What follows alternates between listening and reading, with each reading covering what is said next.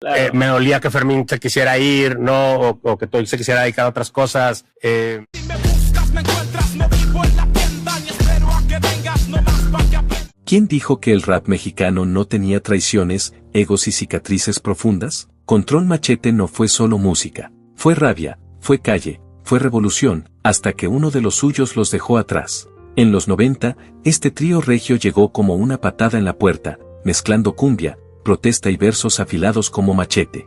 Pero lo que parecía indestructible terminó quebrado por dentro. Fama, religión, diferencias irreconciliables y una traición que aún arde. ¿Qué confesará hoy Pato Machete? Que Fermín IV no solo cambió, los abandonó. Que el tipo que predica desde el púlpito fue el mismo que, sin mirar atrás, se bajó del barco justo cuando más fuerte navegaba. Que lo cambió todo, el barrio por la cruz, los beats por los rezos y la hermandad por la soledad de sus propias convicciones. No es que no quiera volver a Control Machete, es que ya no hay control que rescatar. Hay cosas que no se perdonan. Sentencia Pato, sin rodeos. ¿Fue una revelación divina o una huida encubierta? ¿Fue fe o fue ego? ¿Y quién traicionó a quién? Esto no es una historia de reunión bonita ni de que fue de ellos. Es una crónica incómoda, de cómo un grupo que puso a Monterrey en el mapa del rap terminó desgarrado, no por la industria, sino por dentro. Porque a veces el verdadero enemigo no está afuera, está en tu propia crew. Así que suscríbete, comenta si aún crees en una reunión, o si prefieres que cada quien siga su camino, y cuéntanos, ¿Fermín se iluminó o se perdió? Año 1995. México tambaleaba entre crisis económica, un sistema político en ruinas y una juventud perdida entre el cinismo y el coraje. Mientras el país se partía en mil, algo empezaba a gestarse en Monterrey, algo ruidoso, crudo y con hambre de revolución.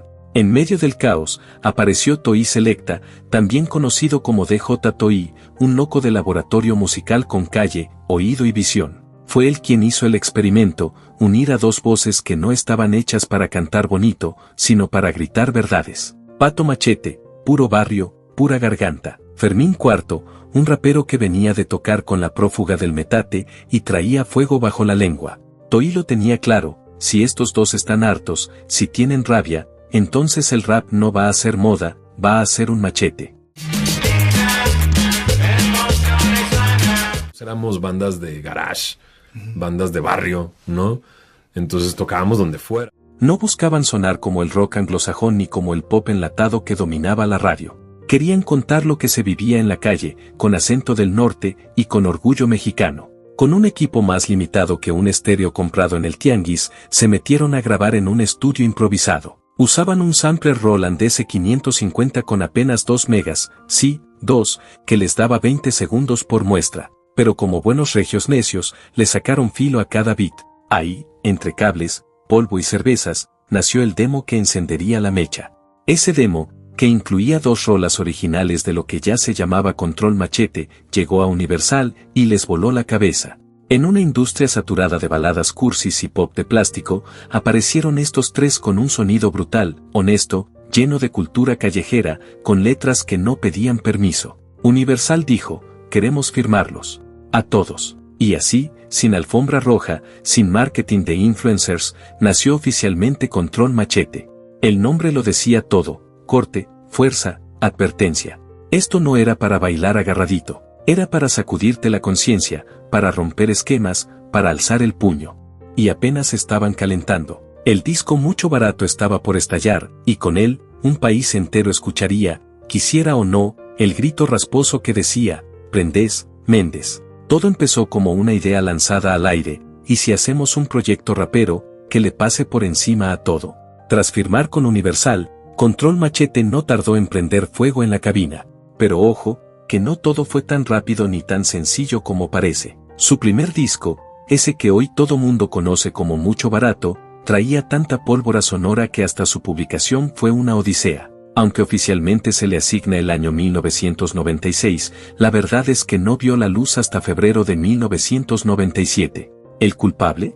Los samples. Esos fragmentos musicales que le daban vida a las canciones estaban atrapados entre demandas, derechos de autor y negociaciones con abogados. Bronco, Límite, La Tropa Vallenata, todos tenían algo metido ahí, y los abogados tuvieron que hacer más piruetas que DJ de quinceañera para que ese disco saliera. Pero cuando por fin todo se acomodó, el Machete se desenvainó sin pedir permiso. Toy Selecta y Jason Roberts, productor que ya había trabajado con Cypress Hill y House of Pain, empezaron a forjar un sonido jamás escuchado en México. Crudo, rasposo, agresivo, pero con precisión quirúrgica. Toy era un obsesivo del beat perfecto. Se pasaba horas excavando vinilos, buscando ese sample que hiciera estallar la bocina. Y lo encontró. Mucho barato salió con 18 trancazos directos al cuello. Sin filtros, sin suavizantes. Era el grito de una generación que ya estaba harta de que nadie la representara. Y ahí, entre todo ese fuego, nació el himno, ¿comprendes, Méndez? Esa canción no fue un hit, fue una declaración de guerra. Saltó del underground a la radio, de los barrios a las universidades, de las calles a los antros. Fue el grito colectivo de jóvenes que entendieron que sí, el micrófono también era un arma. Le siguieron bombas como Cheve y Andamos Armados, que confirmaban que esto no era pose, era barrio, era mensaje, era actitud. El disco vendió más de 500,000 copias en 6 meses, una locura en una industria donde el pop rosita y el rock dominguero dominaban el mercado. En los 90, que un grupo de rap mexicano lograra eso era casi un acto de rebeldía, y apenas era el comienzo. En 1999, Control Machete soltó su segundo disco, Artillería Pesada Presenta, y el nombre no mentía, llegaron cargados hasta los dientes. Esta vez no se trataba de probar nada. Era una declaración de guerra sonora. Mezclaron hip hop con danzón, electrónica, sonidos prehispánicos, lo que se les diera la gana. Algunos críticos decían que se estaban alejando del barrio, otros que estaban expandiendo los límites del rap, pero todos coincidían en algo, el talento estaba intacto, y no tenían miedo. De ese disco salió otro himno global, sí señor. Una canción que no solo sonó en radios, salió en un anuncio de Levi's durante el Super Bowl. Sí, millones de gringos viendo el partido más importante del año y escuchando a unos regios escupir versos en español. Pura dinamita exportada desde Monterrey. Ese mismo año, se lanzaron a colaborar con los grandes. Homenaje a José José con un giro urbano, tributo a Soda Stereo en 2001, colaboración con Aterciopelados. Control Machete ya no era una promesa, era una fuerza. Telonearon a David Bowie frente a 40,000 personas. Abrieron la gira Pop Mart EU2. Se treparon a escenarios con Fazlis y arrasaron en Sudamérica tocando ante casi 500,000 de personas. En España, más de 10,000 coreaban sus letras como si fueran vecinos del mismo barrio. Y como si fuera poco, se aliaron con Molotov para crear la gira explosiva Tour Molochete, que quedó inmortalizada en el disco Molochete en 2000. Fue el crossover perfecto entre rap, rock y protesta. Una bomba generacional. Control Machete no entró a la escena. La reventó. Y cuando muchos pensaban que eran solo unos vatos ruidosos, demostraron que también eran artistas, estrategas y una verdadera máquina de impacto cultural. No hay más clásicos en el rap, si no comprendes, Méndez, y sí señor. Es la verdad. Conmigo te topas, payaso con ropa, no estés tan tranquilo. Cheve, cheve, cheve, cheve, cheve. Cheve, cheve, cheve, cheve.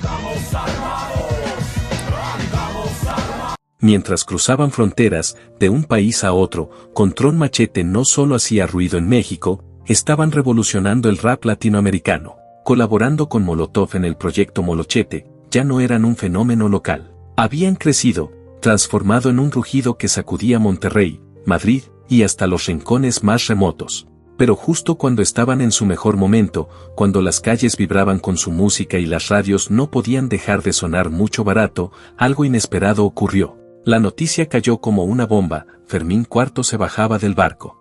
¿Qué está pasando?, fue la pregunta que se hicieron todos. En el año 2001, cuando Control Machete alcanzaba su cúspide, Fermín tomó la decisión que nadie vio venir, se iba a dedicar a Dios. Sí, tal cual. Después de arrasar con su voz rasposa y letras afiladas que definieron el rap mexicano, el rapero más intenso del grupo decidió colgar el micrófono secular y emprender un camino espiritual. ¿La razón? El fallecimiento de su abuelo lo sacudió profundamente. La muerte lo puso a cuestionar su vida, el significado de la fama y el dinero, y la Biblia le dio respuestas que la fama nunca le ofreció. Reconocer a Jesucristo me dio vida, antes estaba muerto, ahora vivo. La sorpresa fue total. Pato Machete, su compañero, quedó en shock. Se dice que la decisión fue tan repentina que ni siquiera hubo tiempo de procesarla. Un día estaban planeando su futuro musical, y al siguiente Fermín ya estaba anunciando que su vida tomaba otro rumbo, sería pastor y músico cristiano. Así de abrupto. La salida de Fermín fue como un golpe directo al corazón de Control Machete. No solo era una de las voces más importantes, sino el alma del grupo, el encargado de ponerle la esencia a esa fórmula explosiva. Aunque nunca hubo un conflicto oficial, muchos de los fans sintieron que algo se rompió. Para ellos, el Machete ya no sería el mismo. Algunos lo tildaron de traidor, otros de valiente por seguir su verdad. Pero todos coincidieron en una cosa: su partida marcó un antes y un después. Con Fermín fuera del juego, Pato y Toy Selecta decidieron seguir adelante. Aunque la decisión de grabar un tercer disco fue valiente, muchos pensaban que Control Machete no sobreviviría sin su voz. Pero no se rindieron. En 2003 lanzaron su tercer disco, 12 Bandera. Este álbum fue como un nuevo capítulo para el grupo. Aunque ya no estaba la química vocal de Fermín, la esencia de Control Machete seguía viva, pero con un giro más experimental. Las letras seguían siendo combativas, pero con un enfoque más diverso, y las colaboraciones fueron de otro nivel. Desde Anat Aux, la rapera chilena con un flow lírico, hasta Natalia Lafourcade, que trajo un toque etéreo y fresco, contrastando con la base pesada del disco. Además, Randy Brigg, el baterista de Molotov, dejó su huella en una canción que decía "el rap sigue vivo". Aunque el disco no alcanzó el impacto de Mucho Barato o Artillería Pesada, se ganó el respeto de la crítica por su valentía. No intentó copiar el pasado, sino proponer algo distinto. Los fans estaban divididos. Algunos aplaudieron la evolución, mientras que otros no perdonaron la falta de Fermín.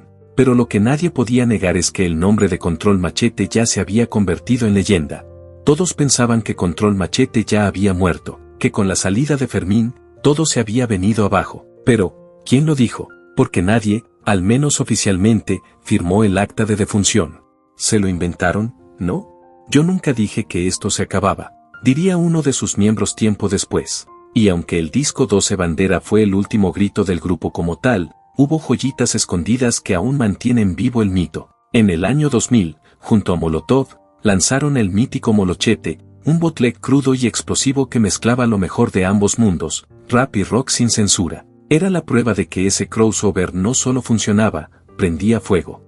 Cada momento que siento correcto y lo hago completo y Una raza que toma el machete para defender lo que nos pertenece. También estuvieron presentes en recopilaciones clave como Tibilingo en 1998, colaborando con Hijos de la Calle y Actitud María Marta, y en Spanglish 101 en 1999, donde soltaron la rola Justo N, demostrando que podían rapear en otros idiomas sin perder el filo. Entre colaboraciones, apariciones especiales y algunos temas sueltos, el nombre de Control Machete seguía sonando. Pero la verdad es que, por dentro, el grupo empezaba a fracturarse. Toy y Pato querían seguir, sí, pero ya no caminaban hacia el mismo horizonte. Y mientras ellos trataban de sostener el proyecto, Fermín 4 ya estaba lejos, recorriendo un camino completamente opuesto. Dios me estaba buscando, quería mi corazón, diría después. Tras 12 Bandera, el silencio comenzó a sonar más fuerte que cualquier beat. No hubo ruptura oficial, no hubo rueda de prensa, pero todos sabíamos lo que estaba pasando. Control Machete se había apagado. Cada integrante, sin hacer escándalo, tomó su rumbo. Pato Machete fue el primero en hablar con música. No se quedó esperando un milagro, ni una reunión nostálgica. En 2008 lanzó Contrabanda, un disco que probaba que todavía tenía filo, barrio y voz. Mezcló rap, reggae, rock y cumbia con su sello crudo e inconfundible.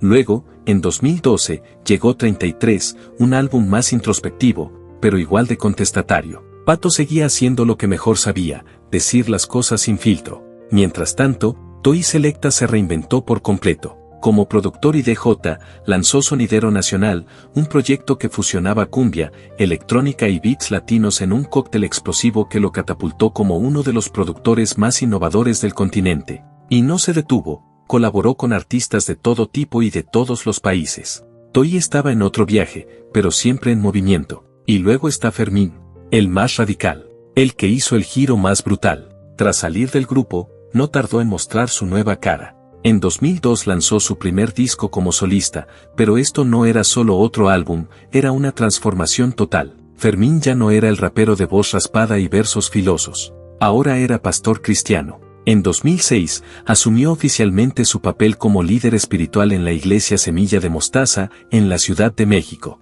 El mismo que antes derramaba tequila en el escenario, ahora se subía a predicar el mensaje de Jesucristo. Así, 3 caminos distintos emergieron de una misma raíz. Control Machete nunca dijo adiós con un comunicado, pero sus integrantes hablaron con hechos. Uno siguió gritando, otro siguió produciendo, y uno eligió el silencio de la fe. Pero aún hoy, aunque no compartan el escenario, el eco de lo que hicieron juntos sigue retumbando. Entiendo que el haber reconocido a Jesucristo en mi vida me ha hecho vivir. Estaba muerto y ahora tengo vida. Fue nada más de repente como llegué, esa está la decisión, y va, entonces ya. Desde entonces, Fermín Cuarto cambió de escenario, pero no de impacto. Lanzó varios discos de música cristiana, predicó en múltiples países y se convirtió en un faro para miles de jóvenes que no buscaban fiesta, sino sentido. Él mismo ha sido claro, su conversión no fue por moda, ni por una crisis pasajera. Fue el resultado de años en los que, aún rodeado de fama, luces y aplausos, se sentía vacío.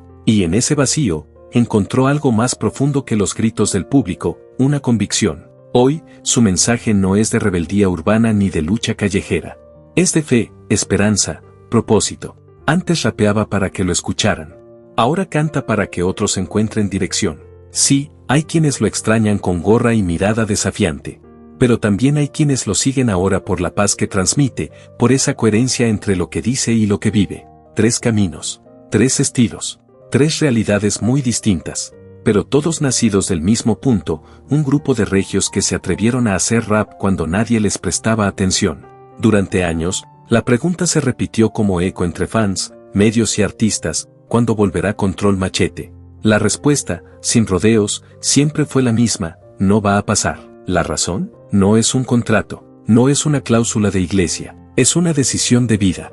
Fermín ha sido tan claro como su fe, volver sería mentirse a sí mismo, porque el hombre que fue parte de Control Machete ya no existe. Ese Fermín, dice él, murió junto con su antigua vida. Volver a subirse a un escenario rapeando letras que ya no representa sería como profanar su propio presente. No lo haría ni por fama, ni por nostalgia, ni por dinero. La gente pagaría por ver al Fermín de antes, y ese Fermín ya no está. Así lo ha dicho, sin filtros. No hay marketing, no hay gira conmemorativa, no hay reencuentro sorpresa, no hay humo, lo que hay es honestidad brutal.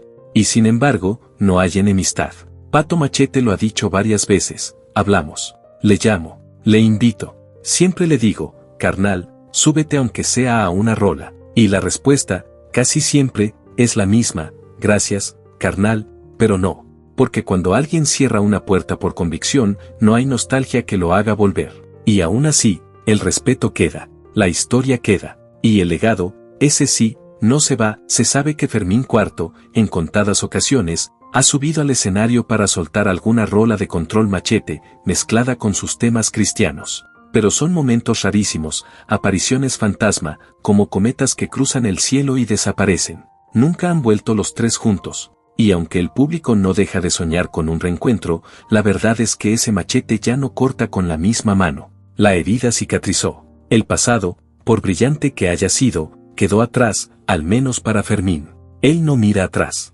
Dejó el proyecto con todas sus letras. Y aunque muchos quisieran verlo regresar, lo cierto es que cerró ese capítulo con un candado de fe. Hoy, Control Machete no está activo, pero su eco sigue tronando como disparo en callejón vacío. No es cualquier cosa haber sido nombrados el puesto número 6 entre los 50 mejores raperos del rap en español por la mismísima Rolling Stone. Lo que hicieron estos regios no fue abrir una puerta, fue tumbarla a machetazos. Mírame a los ojos, verás lo que soy.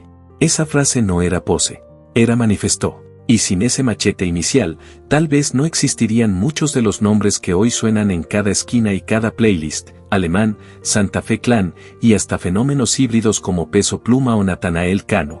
Todos directa o indirectamente tienen polvo de machete en su ADN. Por eso no sorprende que algunos llamen a Control Machete el padre incómodo del rap latino, ese que nunca pidió permiso, ni perdón. En vivo, eran una locura, Fermín escupiendo verdades, Pato incendiando el micrófono, Toy manejando el beat como cirujano del caos. Pero no todo fue gloria. En redes como Reddit, las discusiones eran fuego puro. Algunos los acusaban de ser copia de Cypress Hill, de sonar demasiado a lo gringo, de haber robado el estilo. Otros respondían, si Cypress Hill colaboró con ellos, por algo fue. A Fermín, incluso, lo llamaban el vato de San Pedro Garza que quería sonar como pandillero. Las frases dolían, rap para fresas, cholombianos de vitrina, pose urbana de petate. Pero el tiempo, como siempre, pone a cada quien en su lugar. Porque más allá de etiquetas, lo cierto es que Control Machete movió masas, movió mentes, movió una generación completa. Sus letras, aunque cargadas de rabia, oscuridad y crudeza, eran verdad pura. Hablaban de abandono, de juventud sin rumbo, de realidades que nadie quería contar. Y por eso conectaban. Cheve, andamos armados. Y por supuesto, comprendes, Méndez, no fueron solo canciones. Fueron himnos. Fueron gritos. Fueron machetazos al silencio. Sí, algunos de sus videos fueron censurados. Pero eso no los apagó, los volvió inmortales. Porque el machete no era para todos, pero quien lo agarraba, ya no lo soltaba. Y tal vez por eso el nombre sigue teniendo sentido, Control Machete. El equilibrio entre lo que se piensa y lo que se grita, entre la fe y la furia, entre el control y el golpe. Son las dos caras del machete, la calma y el filo, el equilibrio entre la introspección y el rugido. Ese balance extraño y perfecto que solo se logra cuando el arte nace del alma y no del marketing. Cada vez en más oídos, no es solo insensatez, se arremete el olvido. Soy frenético y físico, poético. Hoy, más de 20 años después del debut de Mucho Barato, lo que queda de Control Machete no es nostalgia, es legado. Un eco que sigue resonando entre beats sucios, voces roncas y verdades incómodas. El recuerdo de cuando tres regios valientes rompieron las reglas, se salieron del molde y convirtieron al hip hop mexicano en una voz propia, no una copia. Porque si hoy sigues escuchando ese bombo grave, si se te eriza la piel cuando suena un y sí, señor, es porque el machete nunca se oxidó. Solo está ahí, guardado, esperando. Y quién sabe, quizás un día alguien se atreva a desenvainarlo otra vez. No para revivir el pasado, sino para volver a cortar el silencio. Después de todo, como diría uno de ellos, oficialmente, Control Machete nunca murió. Simplemente, nunca dijimos que se había acabado. Mira, la neta, Fermín nos dejó tirados. Así como suena. Así lo suelta Pato Machete, sin rodeos, sin filtro.